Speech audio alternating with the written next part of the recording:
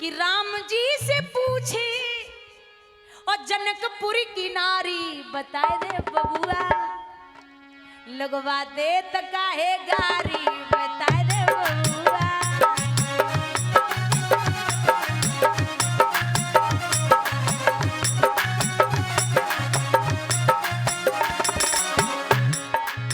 राम जी से पूछे जनकपुर की नारी बताए दे बबुआ, लगवा दे त काहे गारी बताए दे बबुआ।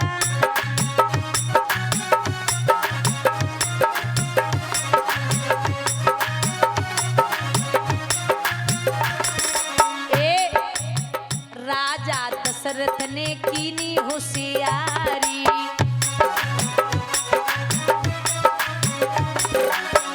एक टाइम पे तीन तीन नारी,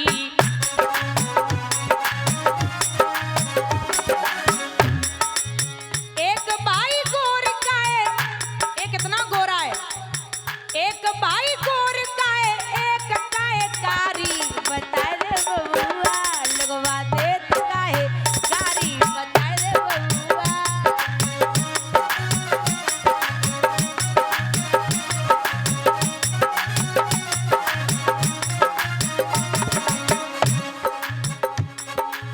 राम जी से पूछे जनकपुर की नारी बताए दे बबुआ, लगवा दे त काहे गारी बताए दे बबुआ।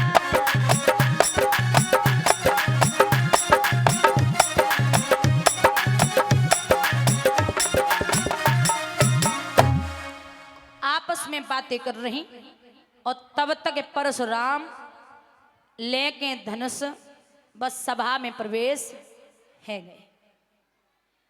जैसे ही सभा में प्रवेश भये, निगाह डाली है सामने भ्रकुटी चढ़ी हुई।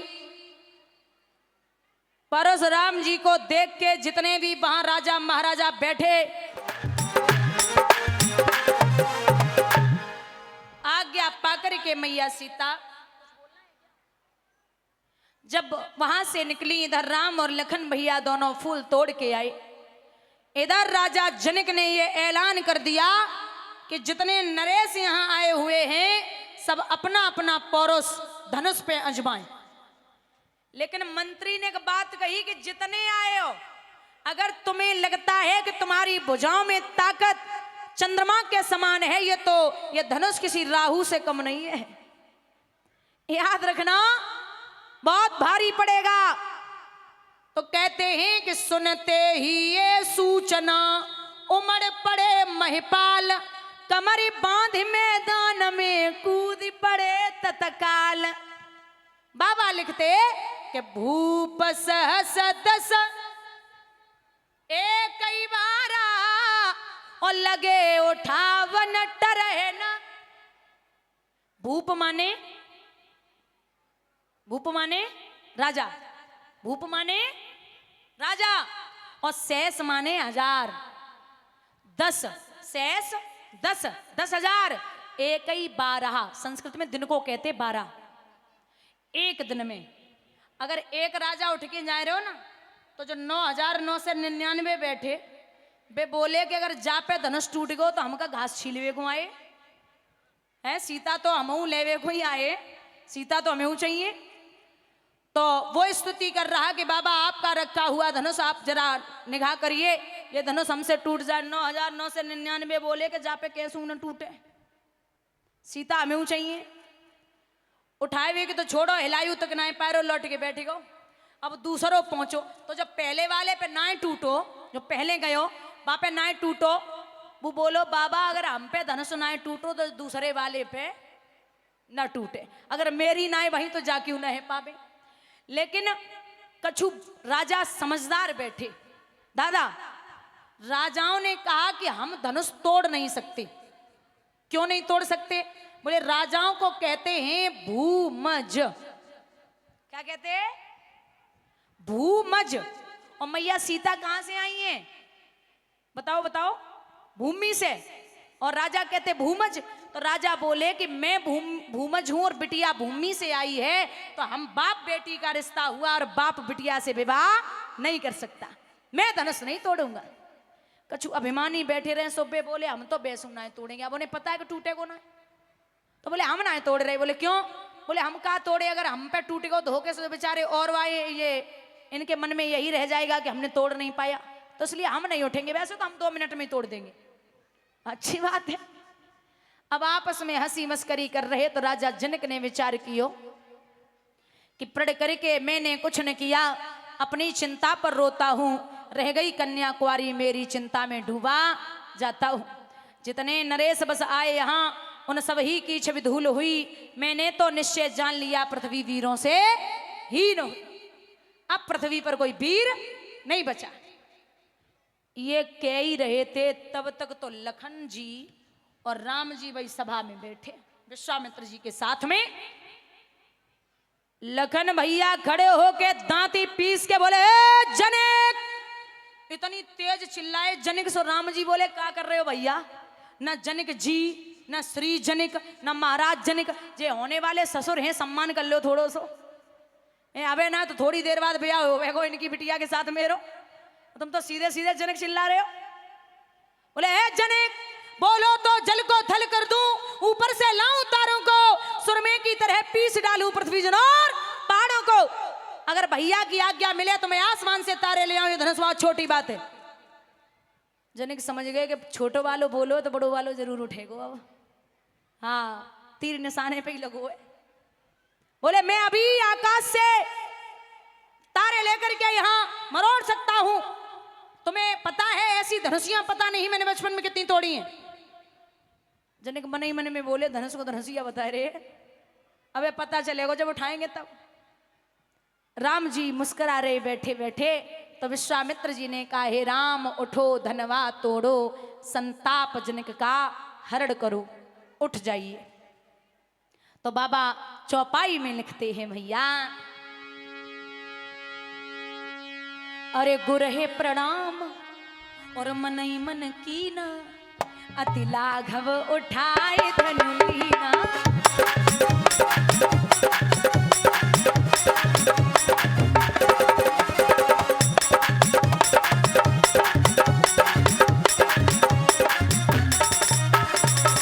ए भैया लेत चढ़ावत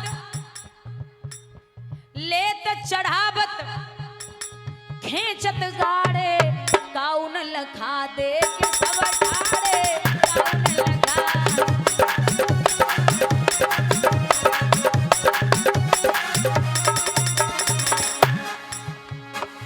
तेईछन मध्य राम धनु तोरा, भई भुवनी ध्वनि घोर कठोरा, भई भुवनी ध्वनि।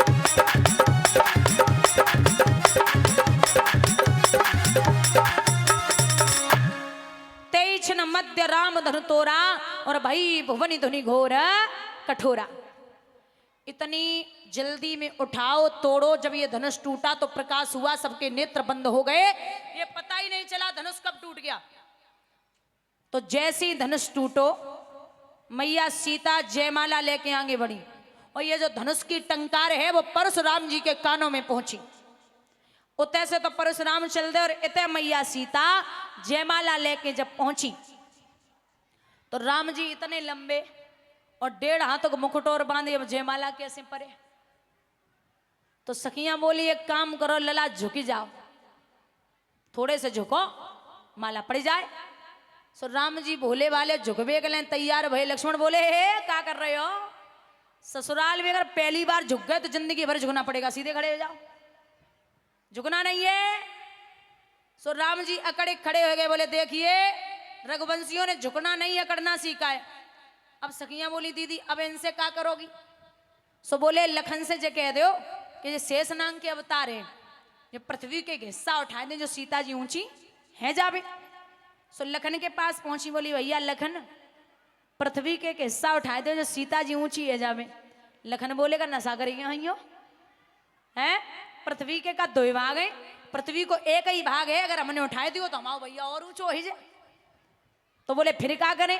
बोले करने का है, हम अपने भैया को करें झुक के प्रणाम और हमारे भैया हमें देवे झुक के आशीर्वाद, वैसी तुम्हें सीता जयमाला। अब आगे लक्ष्मण फिर सीता फिर सखियां जाए के चरण पे पड़े हैं लखनलाल। मैया सीता पीछे हैं, राम जी ने झुक कर के आशीर्वाद दिया, वैसे ही सीता ने जयमाला डाल दी। बोलिए सियावर रामचंद्र की। पीछे तक जो खड़े हैं वो भी जयकारा लगा लें, अलग से इनविटेशन चाहिए इन्हें।